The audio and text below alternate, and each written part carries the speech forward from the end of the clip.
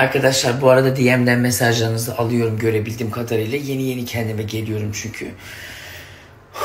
Yani bu inanılmaz yorucu, yoğun ve kötü bir gündü. Hastalık da üstüne bir yandan geldi. DM'den mesajlarınızı aldım. Gamze'yi soruyorsunuz.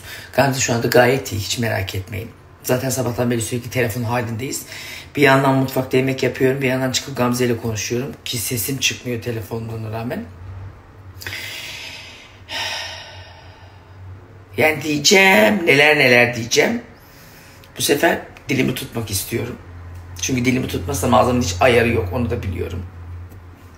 Ben sadece nasıl bir hasetlik, nasıl bir fesatlık, neyi çekemedin acaba da sen? Yani o videoyu aile ortamından alan artık akraba mısın, komşu musun, kimsin bilmiyorum ama insanlıktan nasibini almadığın için yani o kıza ne gibi bir hasetlik, ne gibi bir düşmanlığın var da kalkıp her şeyi geçtin. Sen bunu yapan bir Müslüman kadınsın. Yani bir kadın olarak bunu bir kadına yapman ne kadar ahlaklıca değil mi? Neyi amaçladın, neyin zararını vermeye kalktın?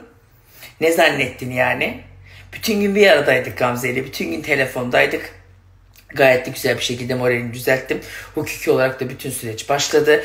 Bunu yapan, yaptıran, bunu yayan, her şekilde herkes bir şekilde Gamze zaten bireysel olarak ayrıca kişisel haklarından dolayı bireysel olarak şikayette bulunmuş.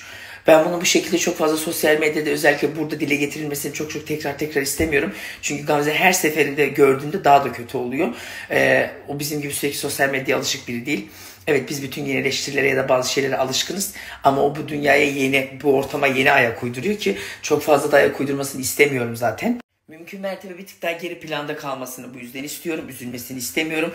Bu süreçte de yanındayım. Siz hiç merak etmeyin. Sadece dediğim gibi burada tekrar konuşup da üzülmesini istemiyorum. Bugün de yeterince morali bozuktu.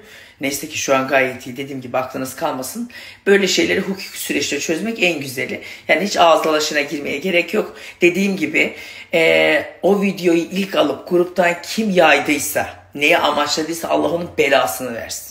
Yüreklilikle söylüyorum. Allah onun belasını versin. Ha bunun yanına kalır mı? Kalmaz. Hukuki ya da diğer yönden inşallah da yanına kalmayacak. Ben daha fazla bir şey söylemek istemiyorum. Ama ben her şekilde nişanlımın arkasındayım. Ortada yapmış olduğu hiç kötü bir şey yok zaten şükürler olsun ki. Sadece videoda aile ortamında gayet güzel bir şekilde eğlenilmiş. Her genç kızın, herkesin aile arasında eğlendiği bir video. Videoyu çekende problem yok. Videoyu yayanda problem var. Onu da dediğim gibi Allah'a havale ediyorum. Yani konuyu da burada kapatıyorum.